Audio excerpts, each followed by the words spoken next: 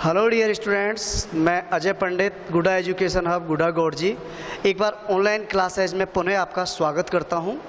तो dear students, हम plant breeding पढ़ रहे थे और प्लांट ब्रीडिंग के अंतर्गत हम क्या कर रहे थे, क्षमता यानी अपन चैन आवर्ती चैन के बारे में पढ़ रहे थे।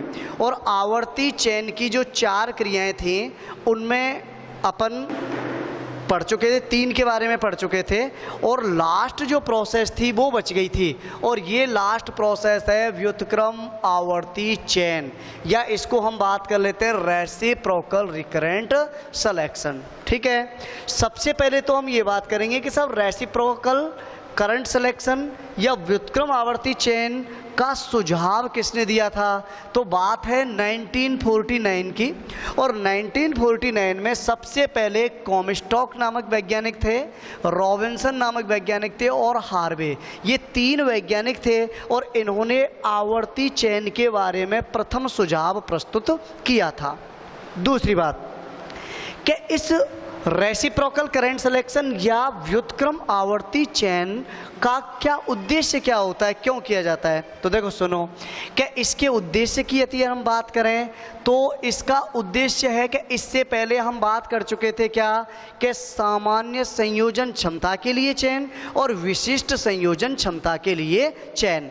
तो जब हमें सामान्य संयोजन क्षमता और विशिष्ट संयोजन क्षमता इन दोनों को किसी पादप प्रजाति में एक साथ बढ़ाना है, तो उसके लिए हम क्या करें भाई। देखो, अगर अपन अलग अलग करें तो सामान्य संयोजन क्षमता के लिए हम अलग कर सिलेक्शन करते हैं और विशिष्ट संयोजन क्षमता के लिए हम अलग सिलेक्शन करते हैं, जिसमें हमारा समय श्रम बहुत ज़्यादा खर्च होता है। अब हमें क्या करना है, इन दोनों को एक साथ ही बढ़ाएं। तो एक साथ बढ़ाने के लिए हम कौन सी विधि काम में लेते हैं, व्युत्क्रम आवर्ती चैन। कई बार 1 नंबर का प्रश्न पूछ लिया जाता है कि सामान्य संयोजन क्षमता एवं विशिष्ट संयोजन क्षमता को एक साथ बढ़ाने के लिए कौन सी विधि का उपयोग करते हैं, तो वो है व्युत्क्रम आवर्ती चैन।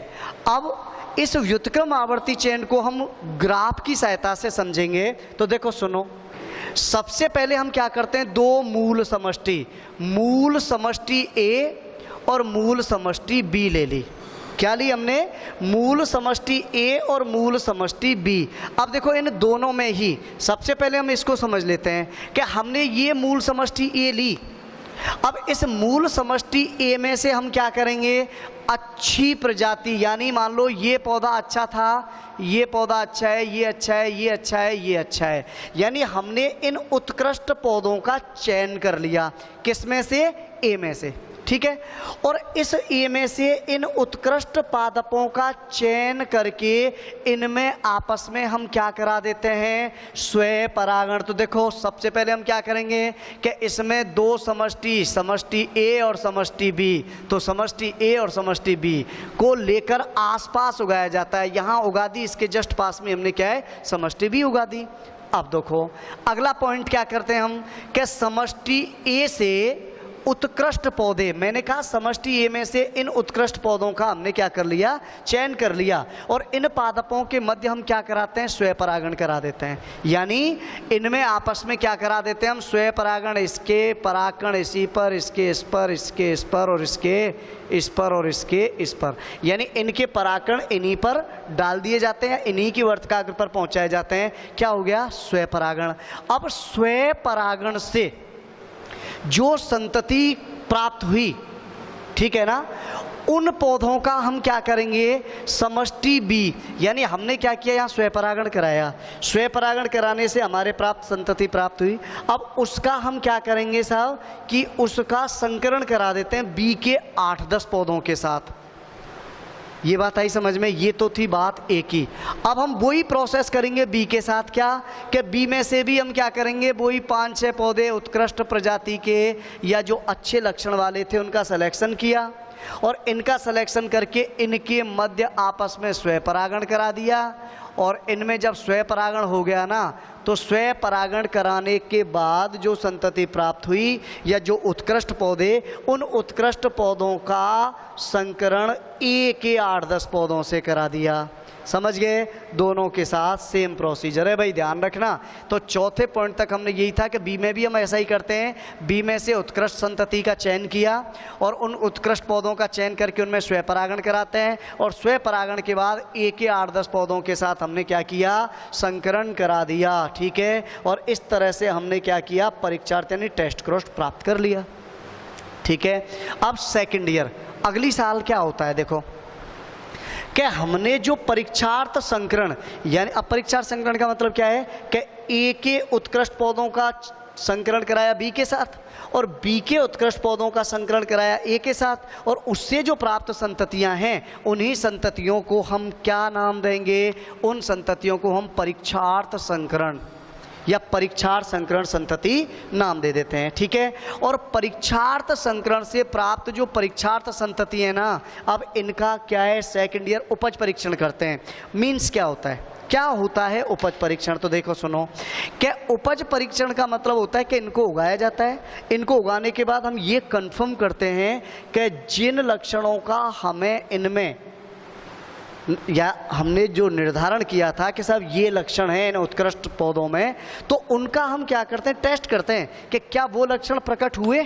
ठीक है, तो सेकंड ईयर में ये हुआ। अब देखो सेकंड ईयर में क्या हो गया कि सेकंड ईयर में हमने परीक्षार्थ संकरणी का उपज परीक्षण कराया, तो स्वयं परागण बीजों का पृथक पृथक उपज परीक्षण, यानी स्वयं परागण से जो पौधे ए के पौधों में स्वयं परागण कराया उनका टेस्ट क्रॉस अलग कराएंगे, उपज परीक्षण।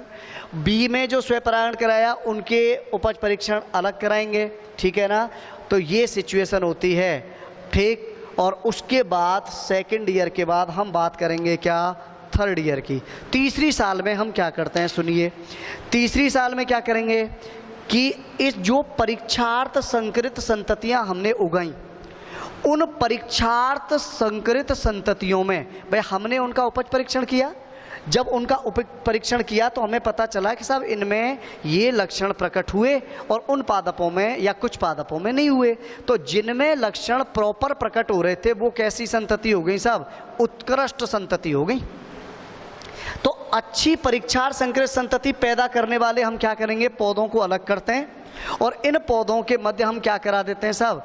इन पौधों के स्वयं परागण से जो बीज प्राप्त हुए। अब याद रखना कि अच्छी परीक्षार्थ संकरित संततियों के मध्य भी स्वयं परागण कराते हैं, और स्वयं परागण कराने के बाद इनको हम अलग अलग समष्टि ए और समष्टि बी के क्या करते हैं? अलग अलग बीज, स्वयं परागित बीजों को उगाते हैं। उगाए, आप सुनिए, संततियों में सभी संभव संयोजनों में अब उसके बाद क्या करते हैं भाई? ये पास पास होते हैं। तो अब जो संयोजन हैं जिनमें आसानी से संकरण हो सकता है उनमें हम संकरण, यानी इनको क्या करते हैं? हम अपना हस्तक्षेप नहीं करते, उनमें प्रॉपर वे में जो भी संकरण है वो होने दिया जाता है। ठीक है ना? आप सुनो, तो इस तरह से अब हमारे पास क्या है? समष्टि ए प्राप्त होगी और समष्टि बी, और इसके पृथक अंतः संकरित, यानी इनमें हमने क्या कराया? अंतः संकरण कराया था। ए के पादपों में आपस में संकरण करा दिया, बी के पादपों में आपस में संकरण करा दिया, और इससे संकरण से जो प्राप्त हुई उनको हम क्या बोल देते हैं? अंतः संकरित संतति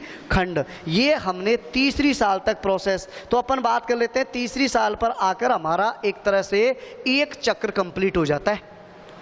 ठीक है, अब सुनिए आगे हम क्या करेंगे? चौथी ईयर में ए से पृथक अंतः संकरित खंड प्राप्त किए और बी से यानी संकरित संततियां प्राप्त कर ली।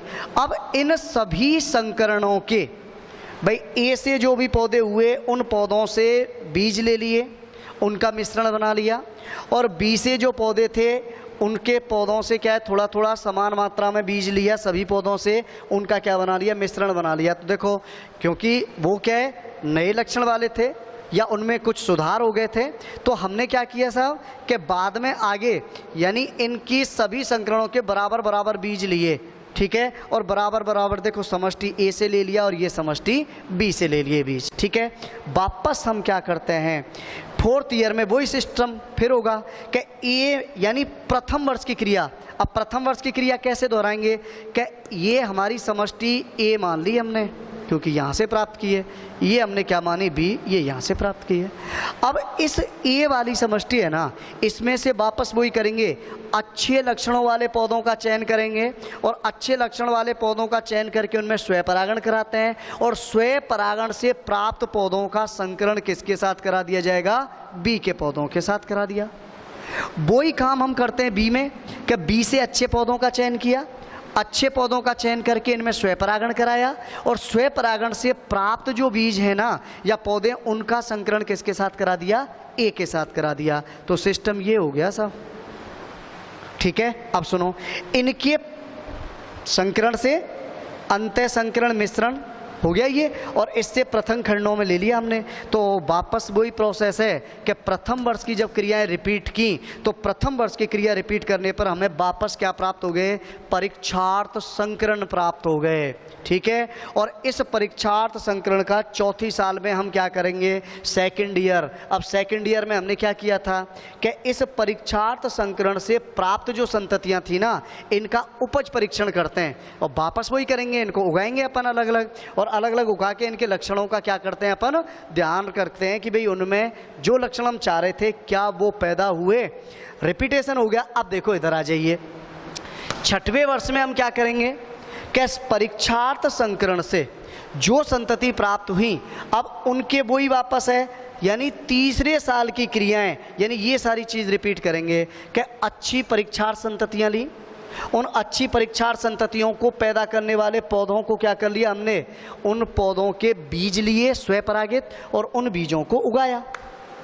उगा दिया और उन बीजों को उगाने के बाद इनमें वही खुला आपस में संकरण होने दिया जाता है। भाई ए के पौधे हैं, वो जितने भी पौधे थे उनमें आपस में संकरण कराया, बी के पौधे थे, बी में उनमें आपस में संकरण कराया। मतलब थर्ड ईयर में जो क्रियाएं हुई थी उनको वापस हम रिपीट करते हैं और इस तरह से अपना दूसरा चक्र प्राप्त हो जाता है। और पृथक अंतः संकरण खंड के रूप में नई संततियां, यानी ए से नई संतति प्राप्त हो गई और बी से, और इनमें क्या होंगे, अच्छे लक्षण होंगे, ठीक है। अब इसमें क्या हुआ कि इनमें सामान्य संयोजन क्षमता वाले लक्षण भी हैं और विशिष्ट संयोजन क्षमता वाले लक्षण भी हैं। इसका मतलब दोनों को एक साथ हमने क्या किया, बढ़ा दिया। अगर हम इसको आगे रिपीट करेंगे तो चौथी साल और पांचवी साल की बातें अपन वापस फिर रिपीट कर सकते हैं, ठीक है ना। तो इसी के साथ में हमारा व्युत्क्रम आवर्ती चयन कंप्लीट हो गया और ये इस चैप्टर का लास्ट पॉइंट था। और इसके बाद केवल एक पॉइंट बचता है हमारा और वो पॉइंट था